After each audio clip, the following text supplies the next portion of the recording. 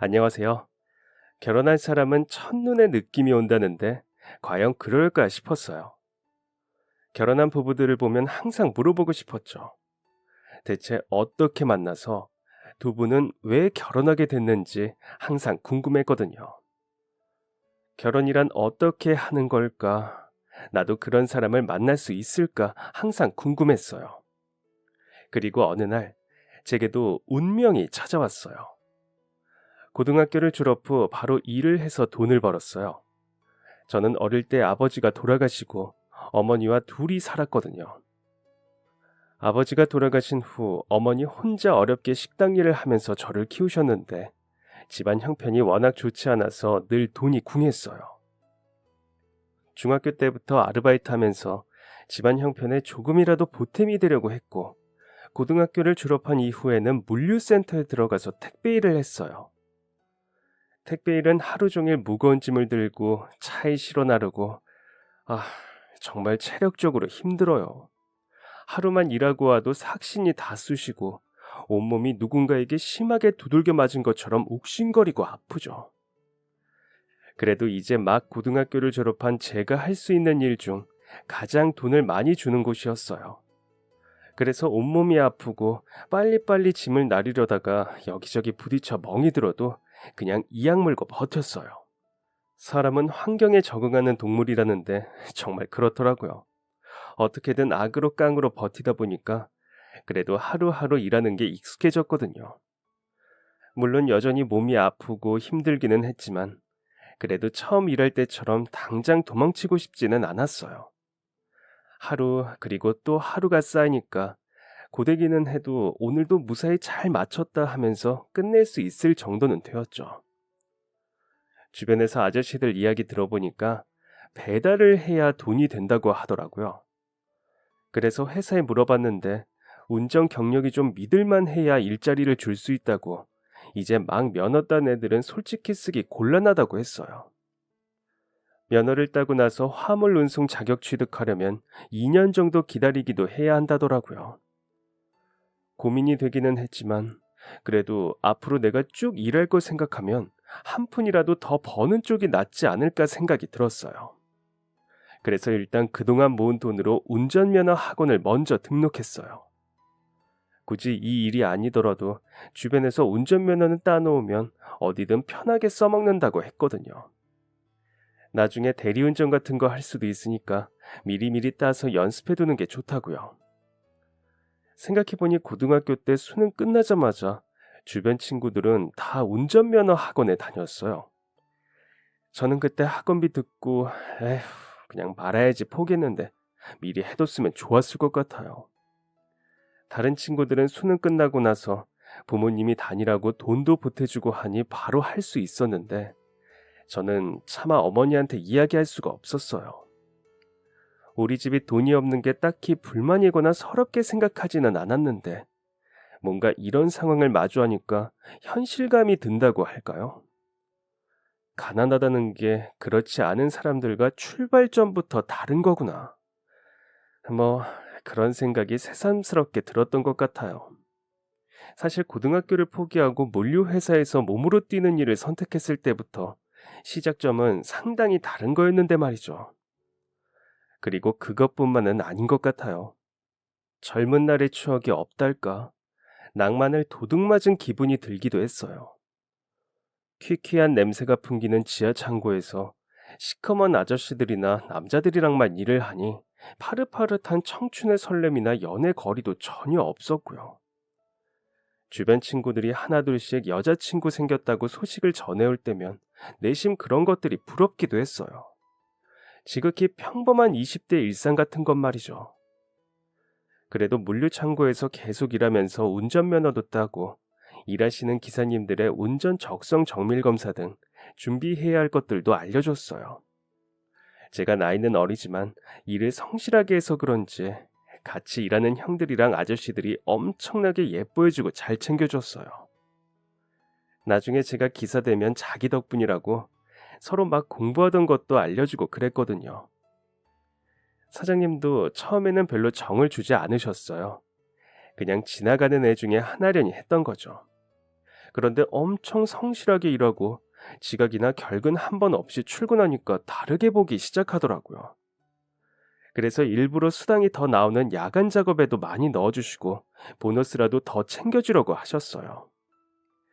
그래서 일은 엄청 힘들었지만 곁에 계시는 분들이 다들 좋아서 그나마 버틸 수 있었던 것 같아요. 그리고 2년 반 정도가 지난 후 마침내 저도 화물 운송 시험을 볼 수 있게 됐어요.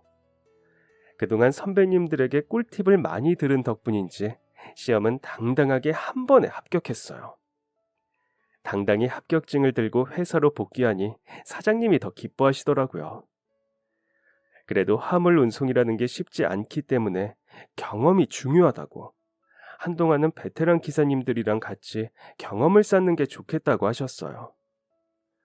그래서 그날부터 상하차가 끝난 이후에는 기사님들 옆 조수석에 타서 짐 나르는 것을 도와드렸어요. 확실히 시험을 위해서 준비할 때랑 실전에서 도로를 운전하는 것은 다르더라고요. 돌발 상황이 발생할 수도 있고, 운전할 때도 택배를 전달받을 고객님들이 전화할 수도 있고, 예상치 못한 이런저런 상황들이 많았어요. 그래도 직접 이렇게 연수까지 도와주시니까 더 열심히 해야겠다고 생각했죠. 시간 날 때마다 틈틈이 거리 이름이랑 손으로 직접 지도를 그려가면서 위치들을 외우려고 했어요. 그동안 돈도 열심히 모았어요. 차량을 살 만큼의 돈은 없어서 먼저 임대하기로 했거든요.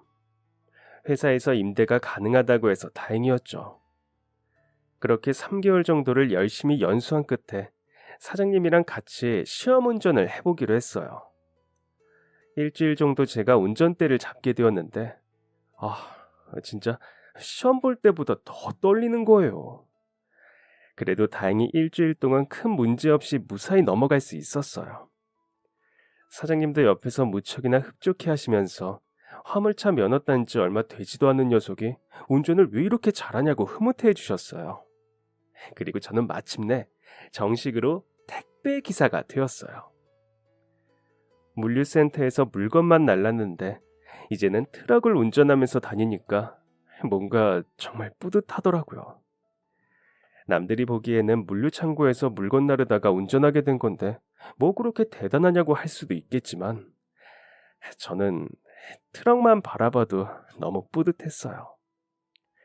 나한테도 남들에게 직업으로 이야기할 수 있는 뭔가가 있다는 게 저를 뿌듯하게 한 것 같기도 해요. 그 전에는 주변에서 무슨 일 하냐고 물어보면 그냥 택배 일한다고 얼버무렸거든요. 사실 사람들이 택배하면 보통 배달해주는 분들을 생각하는데 저는 창고에서 물건을 옮기는 역할만 했으니 당당하게 말하기가 어려웠어요. 매일 뿌듯하고 행복한 마음으로 일을 했어요. 그리고 좋은 일은 원래 연달아서 오는 건가요? 열심히 일을 하는 저에게 어떤 보상이라도 주어진 걸까요?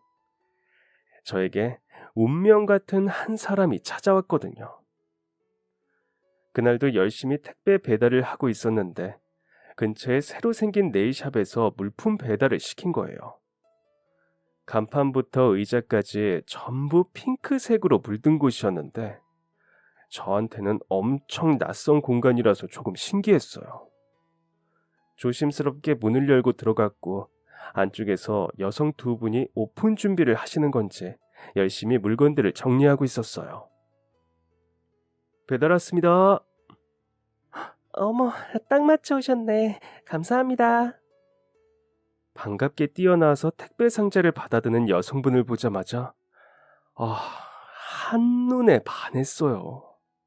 일하느라 질끈 묶은 머리에 앞치마와 추리닝 바지에는 페인트가 튀어 있는데 그 얼룩까지도 예뻐 보이더라고요.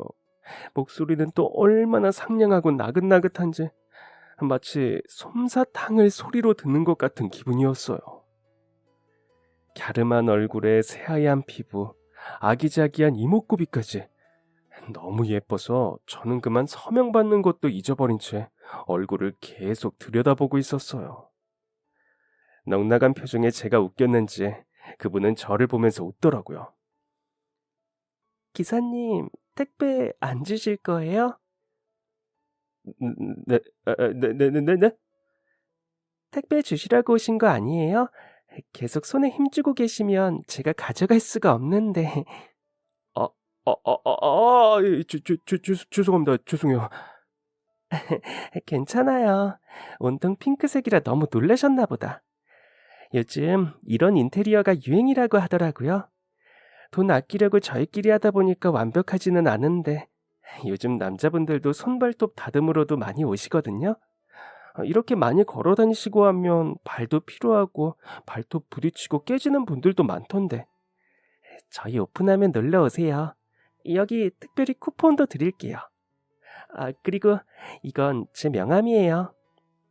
어, 예, 감사합니다. 예, 예. 뭘요? 그럼 꼭 놀러 오세요. 저는 쿠폰과 명함을 받아들고 꾸벅 인사를 했어요. 그분은 웃으면서 손을 살짝 흔들어 주셨어요. 그리고 오픈 준비로 물건을 다 택배로 주문하시는지 며칠 뒤에 또 배달을 갈 일이 생겼어요.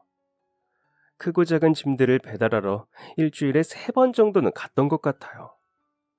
그리고 한 5번째쯤 방문했을 때 두 여자분은 선반을 설치하고 있었어요.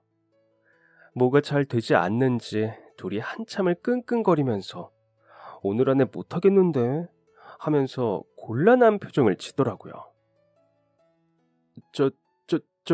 그 선반 혹시 제가 일 끝나고 와서 도와드릴까요? 네? 제가 이따가 7시쯤이면 다시 올 수 있거든요.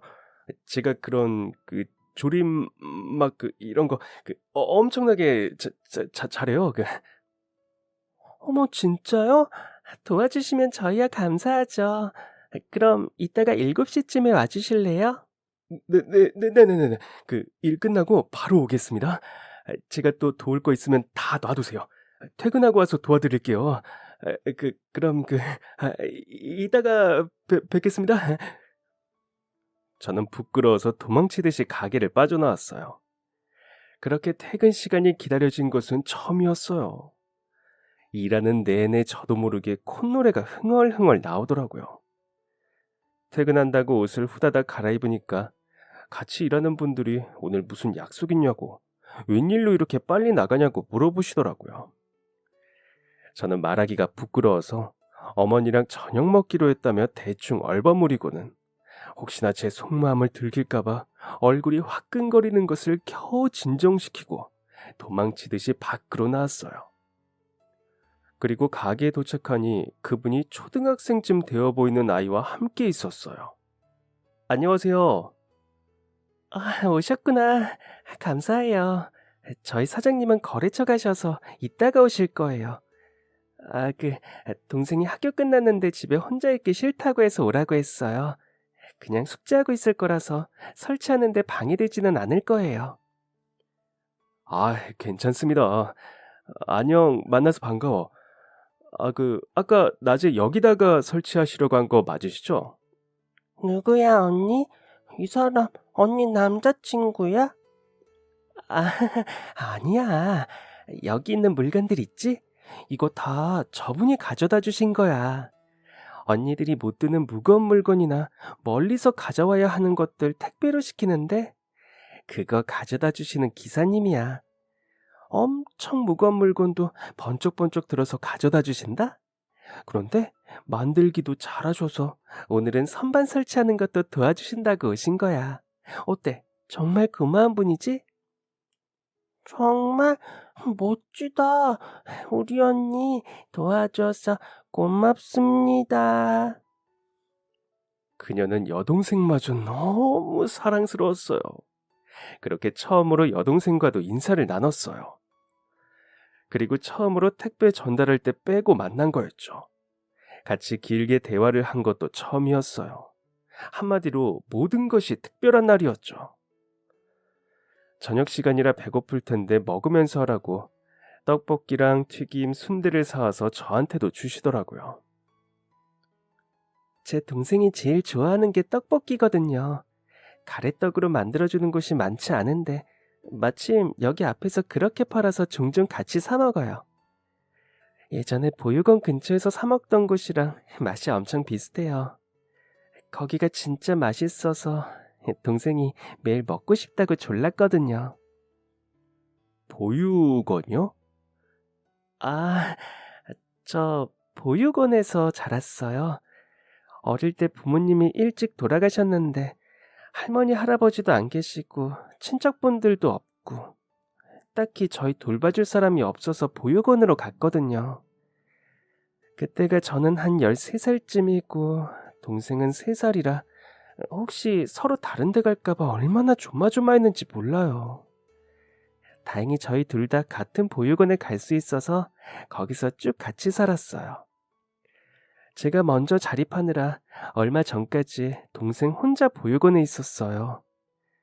동생이 어려서 데리고 오려면 안정적인 일자리랑 제가 돌볼 수 있는 기반이 있어야 했거든요. 그래서 돈도 엄청 열심히 모았어요. 동생이 어릴 때부터 의지할 사람이 저밖에 없다 보니까 저 먼저 독립할 때도 엄청나게 슬퍼했거든요. 저 떠난 후에도 전화할 때마다 언니랑 같이 살면 안 되냐고 울고 그래서 아, 아, 죄송해요.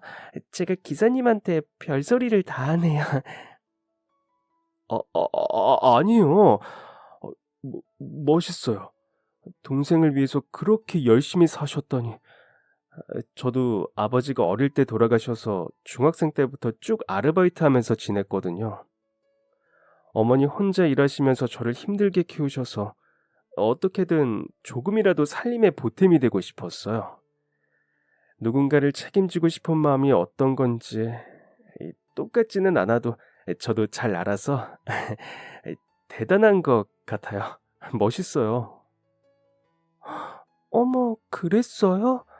어머니를 위해서 그렇게 애쓰셨다니. 기사님도 멋있어요. 대단하시네요. 같은 상황이라도 그렇게 철들지 못한 친구들도 많거든요. 제 주변에도 보면 부모님 안 계시고 가정 형편 어렵다고 다들 열심히 사는 건 아니라서. 그러고 보니 저희 둘 다 엄청 대단한 사람들이네요. 예쁜 공간에서 예쁘게만 지냈을 줄 알았던 그분은 생각보다 힘들게 살아왔더라고요. 처음으로 이렇게 서로 이야기를 나눌 기회가 생겨서 그동안 몰랐던 부분에 대해서도 많이 알게 되고 대화를 하면서 조금 더 친해지게 됐어요. 주변에서 네일샵이 꽤 돈이 된다고 해서 나중에 가게를 차리고 싶은 마음으로 고등학교 때부터 준비해서 자격증을 땄다고 하더라고요. 아르바이트 하면서 자격증도 따고 자립한 이후 학원에서 소개해준 유명한 샵에서 경력을 쌓았다고 했어요. 동생이랑 살 집도 구해야 하다 보니 가게를 차리겠다는 목표까지 쉽지 않았지만 그래도 보육원에서 같이 네일을 배우던 친한 언니가 이번에 샵을 열게 되면서 같이 해보는 게 어떠냐고 제안했다고 해요. 그래서 일을 시작하게 됐고 그동안 일하면서 쌓은 경력과 돈이 꽤 있어서 그걸로 대출을 끼기는 했지만 전셋집도 구했다고 하더라고요. 다행히도 동생을 돌볼 수 있을 정도의 능력을 인정받아 다시 두 자매가 함께 살 수 있게 되었어요. 예쁜데 성실하고 책임감도 있고 생활력도 강하고 뭐랄까 너무 완벽한 사람이었어요. 사실 너무 완벽해서 감히 제가 좋아해도 될까 싶어질 정도였죠. 그 사람에 비해서 저는 너무나 볼품없는 것 같았거든요. 고맙다면서 나중에 밥이라도 먹자며 연락처를 주고받았어요. 쿠폰을 넉넉히 챙겨줘서 한 번은 어머니를 모시고 방문했어요. 그런데 그날 하필이면 그분이 휴무라고 하더라고요. 그래서 엄청 아쉬웠지만 친한 언니라는 사장님에게 어머니를 부탁드렸어요. 어머니는 아들 덕분에 처음으로 이렇게 호강을 받아본다며 너무 기뻐하시더라고요. 제 개인적인 꿍꿍이를 가지고 온 것이기는 했지만 어머니가 너무 기뻐하는 모습을 보니까 우리 엄마도 여자인데 그동안 내가 너무 무심했구나 하는 생각이 들어서 죄송하기도 하고 좋아하시는 걸 보니 덩달아 행복하기도 했어요. 어머니랑 제가 다녀갔단 이야기를 듣고 자기 없을 때 와서 너무 아쉽다면서 그녀에게 먼저 연락이 왔어요. 그렇게 연락을 주고받다 보니까 뭔가 자연스럽게 둘이 밥을 먹기로 했더라고요. 연애는 처음이라 쑥맥일 줄만 알았는데 그래도 자연스럽게 식사 약속도 잡고 스스로가 대견했어요. 그렇게 둘이 만나서 밥도 먹고 가끔은 동생이랑 셋이 만나서 맛있는 걸 사 먹었어요. 한 번은 동생의 생일이라고 해서 조금 무리하기는 했지만 제가 한 통 내겠다고 다 같이 놀이공원에도 갔어요. 똑같은 머리띠를 하고 돌아다니는 모습이 제법 가족 같다는 생각이 들면서 또 혼자 얼굴이 화끈거리더라고요. 그렇게 계속 만나다 보니까 자연스럽게 연인 사이가 된 것 같았어요. 주변에서는 그런 게 사귀는 거라고 이야기하면서도 한편으로 혼자 오해하는 걸 수도 있으니까 확실히 해야 한다고 조언도 해주더라고요. 어떻게 말해야 할지도 모르겠고 타이밍 잡기도 어려워서 어영부영 지나갔는데 6개월이 지날 때쯤 그녀가 먼저 이야기를 꺼냈어요. 사귀는 거는 서로 그러자고 말을 해야 하는 건가? 어떻게 시작하는 거지? 그 한마디가 정말 고마웠어요. 너무나 어려웠던 이야기의 시작을 먼저 해준 덕분에 저는 그날 바로 좋아한다고 말하고 제 여자친구가 되어달라고 했어요.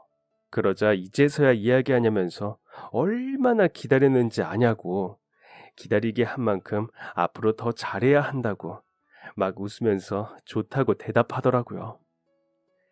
그렇게 한눈에 반해 결혼까지 하고 싶은 그녀가 드디어 제 여자친구가 되었어요. 제 첫 연애의 주인공이기도 하죠.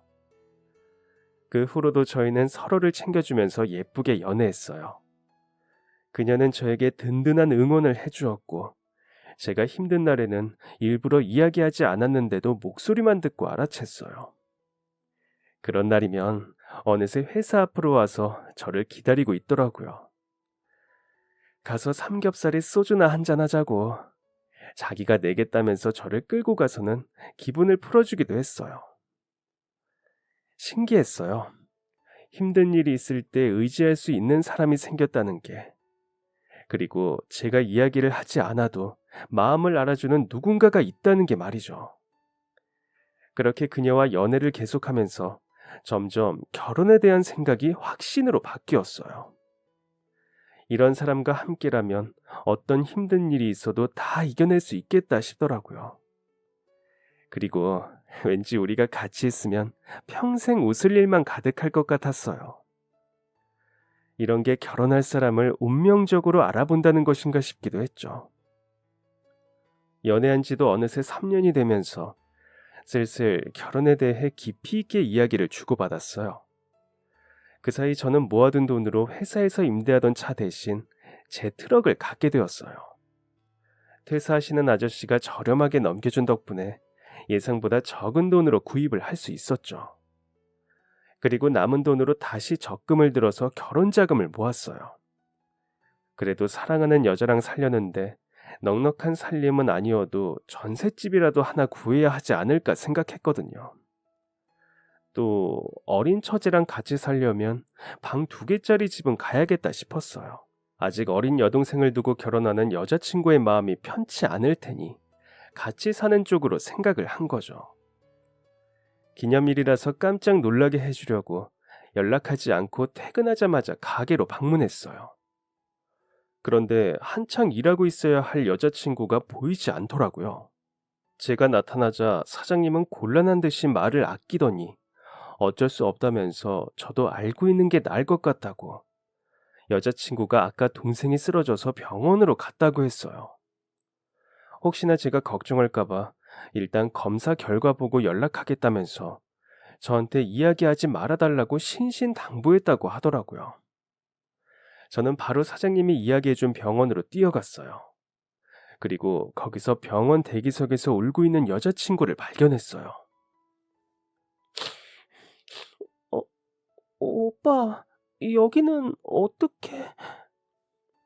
너 이렇게 큰일이 생겼는데 나한테 말 안 하면 어떡해? 그렇지만 큰일이 아닐 수도 있고 괜히 오빠 걱정하게 만들기 싫어서, 괜히 부담 주거나 짐이 되고 싶지 않았어. 우리가 남이야?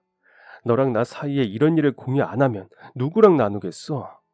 큰일이든 작은 일이든 우리 함께 헤쳐나가야지. 사랑하는 사이라면 그런 게 당연한 거야. 부담이나 짐 같은 게 되면 어때? 우리 사이에. 오빠, 오빠 나 어떡해.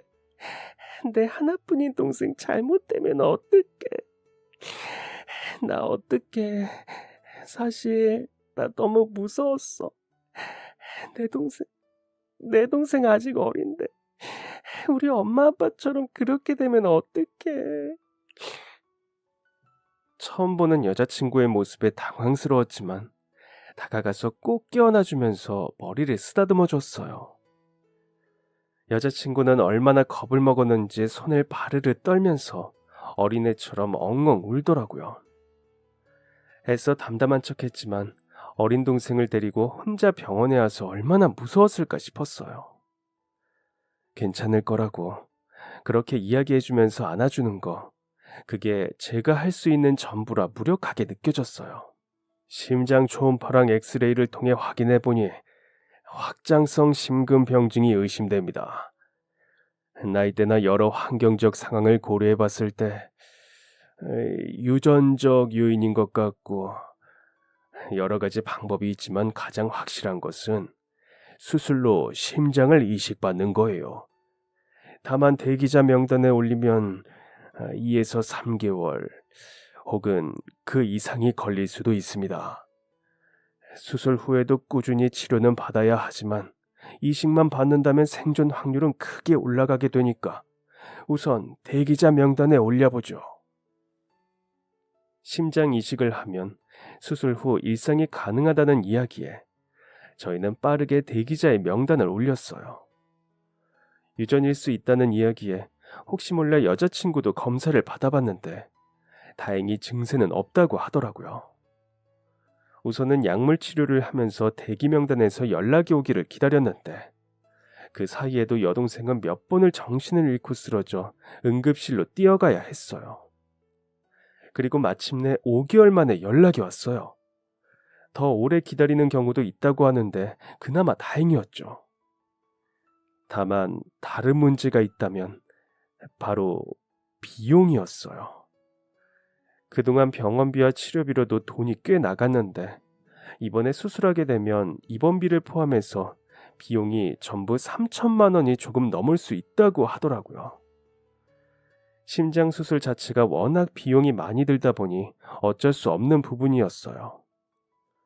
약물 치료로는 그냥 버티는 수준이라 수술이 필요한데 당장 큰 돈을 써야 하니 여자친구는 근심이 가득했어요.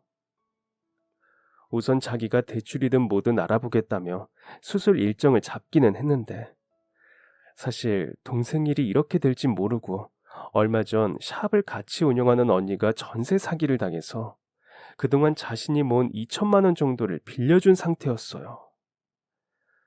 고민이 많이 되더라고요. 사실 제가 결혼 비용으로 모아둔 돈이 5천 정도가 있었거든요. 곧 우리 신혼집도 알아보고 프로포즈도 하려고 계획했던 돈이었어요. 하지만 곧이어 뭐하러 고민을 하냐는 생각이 들었어요. 여자친구에게는 여동생이 전부이고 저에게도 가족이나 마찬가지인 아이였어요. 그래서 여자친구가 모르게 몰래 병원에 수술비를 대신 납부했죠. 이걸로 쓰라고 이야기하면 어떻게든 자기가 해결하겠다고 절대 받지 않았을 테니까요. 다행히 여동생은 무사히 수술받았고 면역 거부 반응이 나타날지를 지켜봐야 하므로 입원하게 되었어요. 병원에는 그냥 지역사회에서 도움을 받은 것으로 해달라고 부탁했어요. 그리고 2달 뒤, 다행히 여동생은 면역 거부 반응이 없어서 집으로 돌아왔어요. 한동안 약물 치료를 받으면서 계속 지켜봐야 했지만 병원에서 수술이 무척 잘 됐다고 긍정적으로 봐도 된다고 하더라고요. 그리고 차마 여자친구에게 결혼 이야기를 할 수가 없었어요. 동생도 아픈 상황이고 저도 3천만 원 정도를 더 모아서 5천만 원 정도는 만들어야 결혼을 할 수 있을 것 같았거든요. 한동안 계속 결혼 이야기를 재미삼아 주고받았는데 언젠가부터는 농담으로도 꺼내지 않게 되더라고요. 혹시나 여자친구에게 괜한 희망을 심어주게 될까봐 걱정돼서요. 그렇게 몇 달이 지난 어느 날, 여자친구가 먼저 결혼 이야기를 슬쩍 꺼내는 거예요. 오빠, 우리 결혼은 겨울에 하면 어떨까? 보니까 봄, 가을이 정말 비싸고 여름, 겨울이 비수기라서 조금 저렴하다는데 나도 오빠도 더위는 정말 싫어하잖아. 그래서 겨울이 어떨까 하는데 이번에 웨딩 박람회 한다는데 거기 가면 저렴한 곳 많이 알아볼 수 있다네. 주말에 같이 가볼까? 저기 그 우리 결혼 말인데 조금 미루면 어떨까? 결혼을? 왜? 오빠가 올해 안에 꼭 하자고 이야기했잖아. 그, 어, 아이, 그게, 사실은 내가 지난번에 말을 못했는데, 내 트럭 있잖아. 그거 사실 돈을 나눠서 내기로 했어. 아저씨가 내 사정 잘 아셔서 그래도 된다고 하셔서. 그때 돈 다 내고 샀다고 이야기했는데, 사실 너 걱정할까봐 거짓말한 거였어. 그래서 지금 3천만 원 정도 남았는데 그거 다 갚고 나면 그때 하자. 그래야 우리 처제랑 같이 살 전셋집이라도 구할 수 있을 것 같아. 오빠도 참, 난 월세부터 시작해도 괜찮아. 언니한테 돈도 돌려받았고 우리 결혼해서 먼저 돈 모으면. 아니야. 우리 어머니도 아직 이르다고 하시고 나도 돈 좀 모으면 그때 하는 게 마음 편할 것 같아. 우리 예쁜 자기가 좀 이해해주면 안 될까? 저는 거짓말로 대충 둘러댔어요. 병원비를 내서 돈이 부족하다고 하면 여자친구가 걱정할 게 뻔하니까 솔직하게 이야기할 수 없었죠. 여자친구는 마지못해 알겠다고 고개를 끄덕였고 저는 어떻게든 돈을 더 모으기 위해서 새벽에 대리운전을 시작했어요. 여자친구에게 결혼을 미루자고 하기는 했지만 사실 속마음은 하루라도 빨리 함께 살고 싶었거든요. 그런데 한 달 후 어머니에게 연락이 왔어요. 아들, 바빠?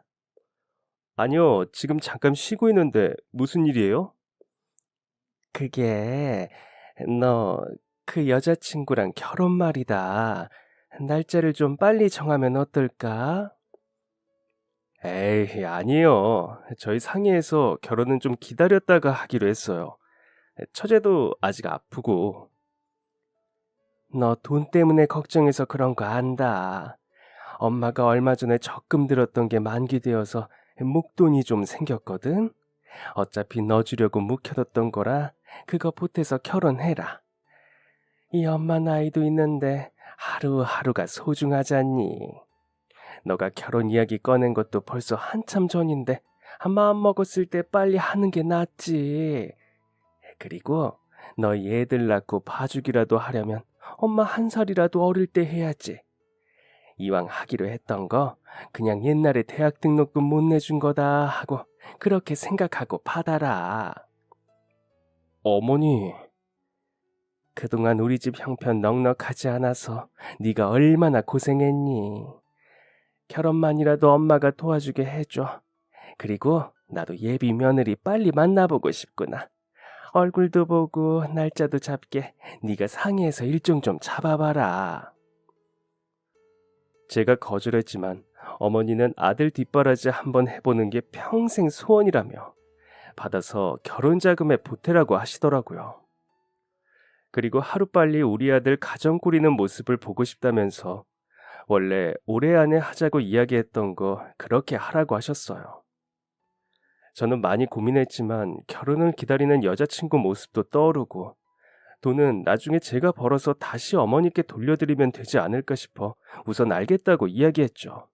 그리고 여자친구에게 연락해서 어머니께서 결혼 자금을 보태주겠다고 하셨다고 우리 계획했던 대로 올해 안에 하면 어떠냐고 물어보니 너무 기뻐하면서 좋다고 하더라고요. 어머니께서 만나서 얼굴 보고 날짜 잡고 싶다고 하셨다고 이야기하니 자기 쉬는 날을 말해주면서 안 그래도 생신 때 모시고 가려고 식당 알아봤던 곳이 있다고 예약해 두겠다고 했어요. 정신없어서 저도 잊어버릴 뻔한 어머니 생신을 매년 여자친구는 대신 기억하고 챙겨줬어요. 여자친구는 어머니와 한 번도 만난 적은 없지만 늘 멀리서 생신을 챙겼어요. 선물을 대신 사주거나 식당을 예약해주는 등 저랑 보러 가라고 영화를 예매해주기도 했죠. 두 사람을 빨리 만나게 해주고 싶었지만 한동안 여자친구도 바빴고 처제 일로도 정신이 없어 계속 미루게 되었어요. 그래도 여자친구는 얼굴 한 번 본 적 없는 제 어머니 생신을 기억해두고 명절 때도 그렇고 작은 선물을 대신 전해달라고 챙기고는 했어요. 이거 오빠가 샀다고 해. 하나뿐인 아들이 이런 날 빈손으로 가면 안 되지. 물론 받자마자 어머니는 그게 제가 준비한 게 아니란 걸 아셨을 거예요. 평소 무뚝뚝한 성격이라 용돈은 가끔 드렸어도 센스 있는 선물은 해드린 적이 없었거든요. 그렇게 드디어 본격적으로 어머니와 여자친구를 소개할 자리를 마련했어요. 그리고 즐거운 마음으로 어머니를 모시고 여자친구가 예약해둔 식당으로 향했어요. 잘 오고 있는지 물어보려고 여자친구 핸드폰으로 전화했는데 낯선 목소리가 받더라고요. 여보세요? 여보세요? 혹시 가족분이신가요? 네? 지금 사거리에서 교통사고가 났는데 오토바이랑 부딪혀서 김유정 씨가 크게 다쳐서 병원으로 왔거든요. 빨리 와보셔야 할 것 같아요.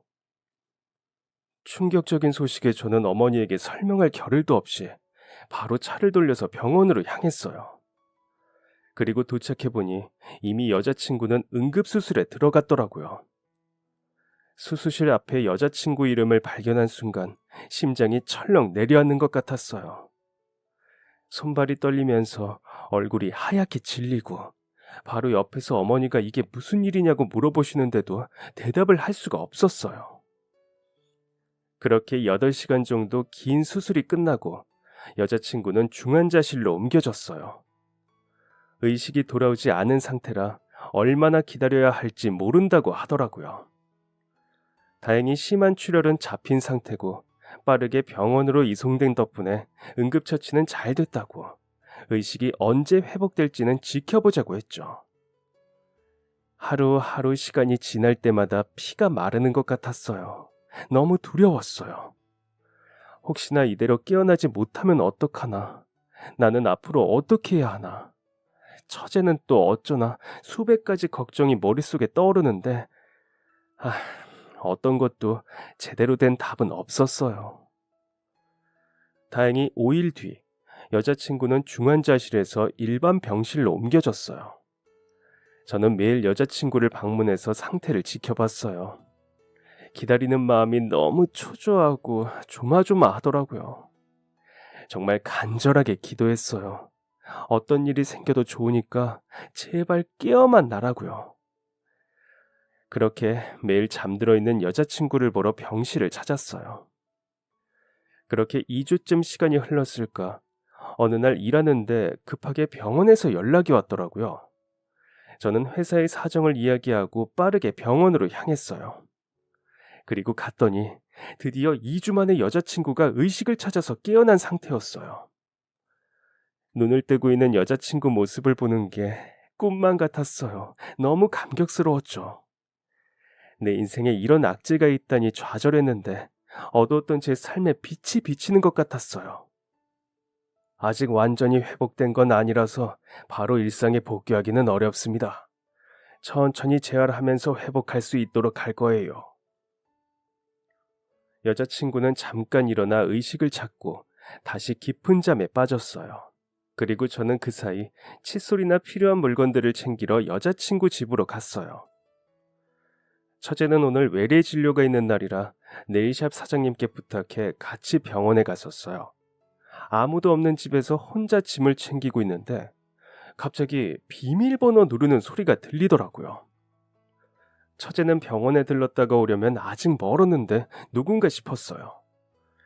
저 말고는 분명 올 사람이 없는데 비밀번호 소리가 나니까 혹시 도둑인가 싶어서 우선 손에 잡히는 게 드라이기라 그거라도 들고 벽 뒤에 몸을 숨기고 숨죽인 채 들어오는 사람을 유심히 살폈어요.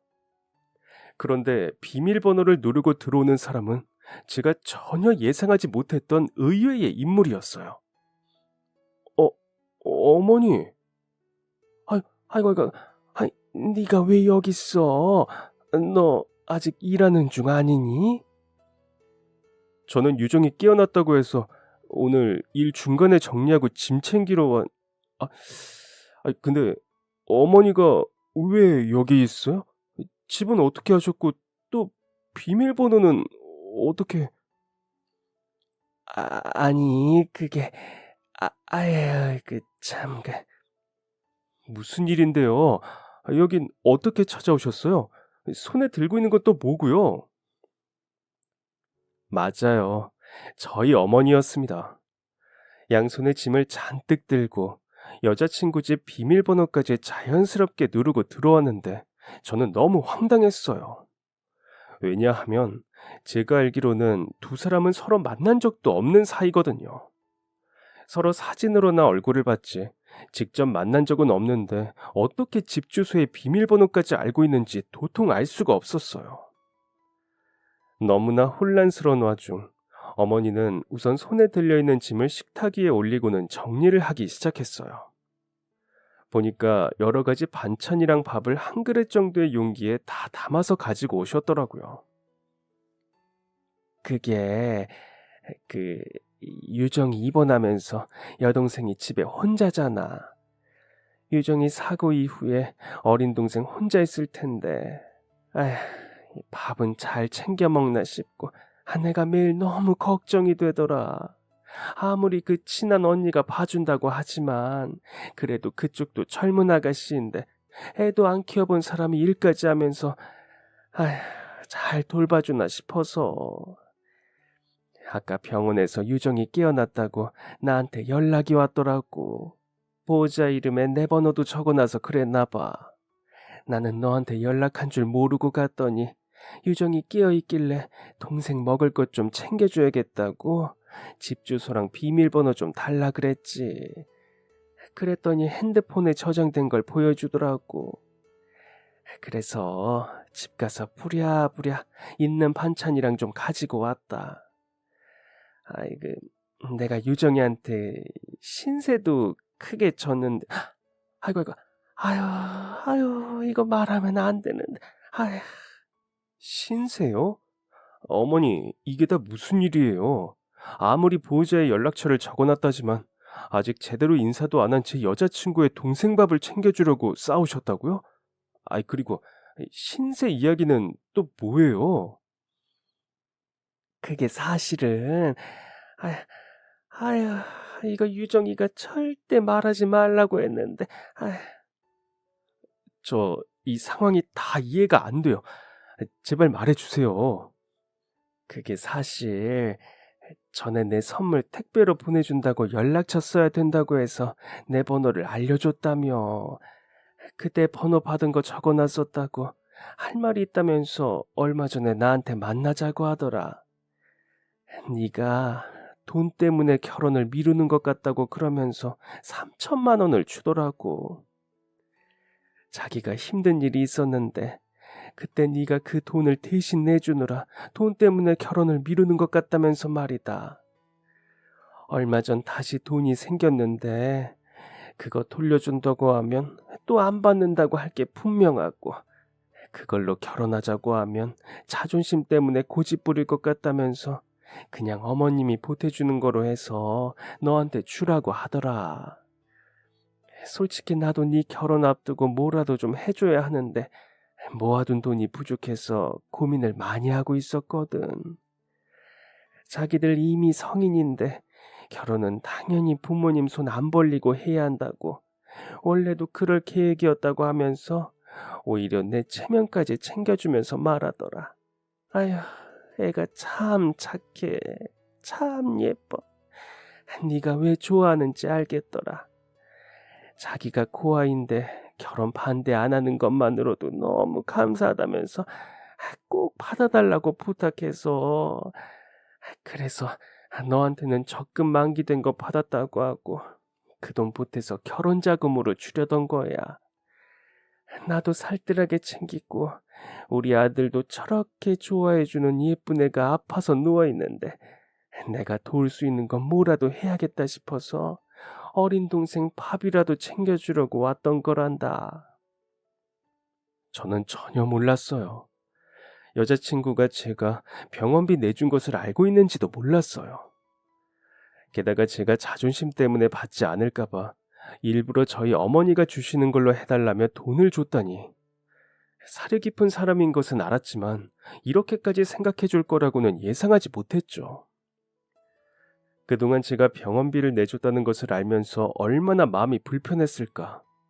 그것 때문에 끙끙 앓고 말도 못해서 오죽 속이 답답했을까 싶었어요.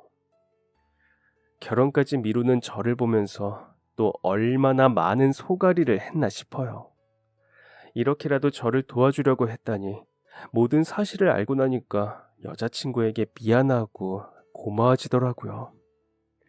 그리고 어머니 역시도 이런 제 마음을 다 이해한다는 듯 손을 잡아주시면서 너무 착하고 예쁜 여자를 참 잘 골랐다고, 자기가 무슨 복이 있어서 그렇게 좋은 애를 며느리로 들이는지 모르겠다고, 앞으로 정말 착하게 살아야겠다고 이야기하셨어요. 그리고 혹시나 그 애가 깨어나지 않을까봐 얼마나 걱정을 많이 했는지 모른다며 둘이 엉엉 울고 불고 있는데 다시 비밀번호 누르는 소리가 들렸어요.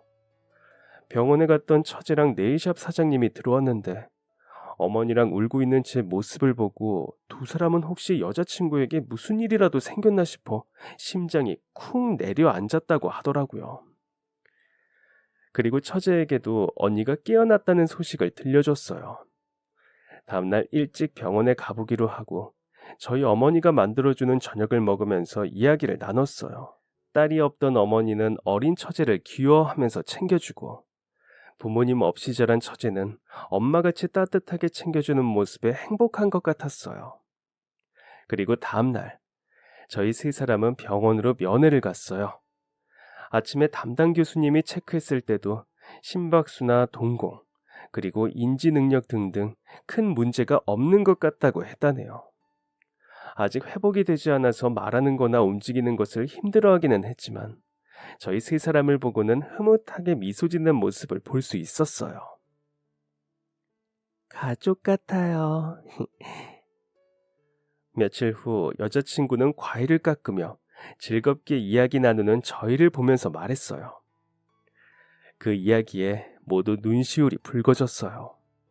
누가 먼저 이야기를 꺼내지 않았지만 아마 모두 같은 마음이었을 거예요. 그리고 저희는 붉어진 눈으로 코를 훌쩍이면서 서로의 얼굴을 바라보고 다시 한바탕 웃었어요. 한 달 뒤 여자친구는 재활도 잘 받고 무사히 퇴원을 할 수 있었어요. 다행히 손의 기능에도 이상이 없어 네일샵도 계속 일할 수 있었죠. 그리고 저희는 한 차례 추운 겨울 열심히 회복을 마치고 따뜻한 봄 결혼식을 올렸어요. 봄에 하는 결혼은 비싸지 않냐고 타박했는데 저희 이야기를 듣고 사장님도 축의금이라며 큰 돈을 주시고 같이 일하던 아저씨들도 너도나도 거들었거든요. 또 네일샵 사장님도 덕분에 전세 문제 잘 해결했다면서 통 크게 1,000만 원을 결혼 비용으로 쓰라고 줬어요. 그래서 봄의 햇살을 잔뜩 받으면서 아담하지만 예쁜 식장에서 조촐하게 식을 올릴 수 있었죠. 그동안 모은 돈으로 처제랑 셋이 살 집을 구하려고 하는데 반대에 부딪혔어요. 난 신혼부부랑 살기 싫어요. 아유, 그래. 나도 신혼부부랑 같이 살라고 하면 싫겠다. 아침부터 신혼부부 닭살 행각 보라고? 아유, 나도 반대다. 맞아. 그리고 저도 이제 숙녀인데 형부랑 살면 얼마나 불편하겠어요. 바로 처제랑 저희 어머니가 반대했거든요. 처제는 알콩달콩 신혼부부 사이에 예민한 사춘기 소녀가 껴서 사는 게 말이 되냐며 절대 싫다고 했어요. 둘이 언제 모의를 한 건지 어머니도 그건 절대 반대라면서 거들더라고요. 그럼 넌 어떻게 하게? 너 미성년자라서 언니 아니면 다시 보육원 가야 해. 아니, 나 보육원 안 갈 건데? 맞아. 얘가 왜 보육원에 가니? 나랑 살면 되는데. 그치? 맞아. 나는 어머니랑 같이 살면 돼. 어차피 형부 신혼집 가면 방도 남거든. 뭐? 아, 너 괜히 어머니 고생시키지 마. 그리고 사돈 어른이라니까. 아이고, 도와라, 도와. 호칭이 뭐가 중요하냐. 그리고 나도 어른은 나이 들어 보여서 싫다. 어머니, 얼마나 좋니? 그리고 어차피 방도 남는 집, 혼자 지내면 촉촉한데, 애 하나 들어와 있으면 얼마나 좋니? 난 늘 딸 키워보는 게 소원이었거든. 언제부터 서로 저렇게 마음이 잘 맞았나 싶더라고요.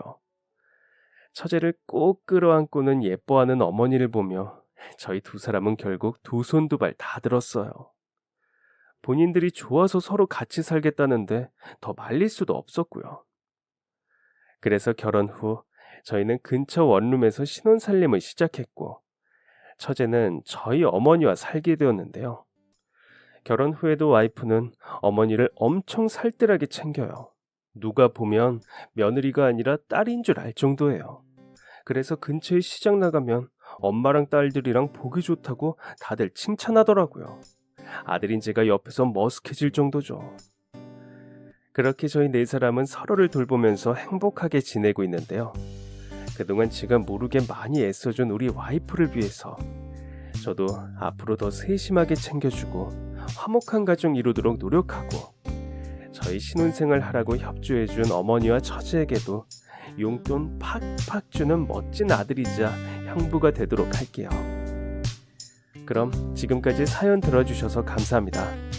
사연이 재밌으셨다면 구독과 좋아요를 눌러주세요. 감사합니다. 안녕히 계세요.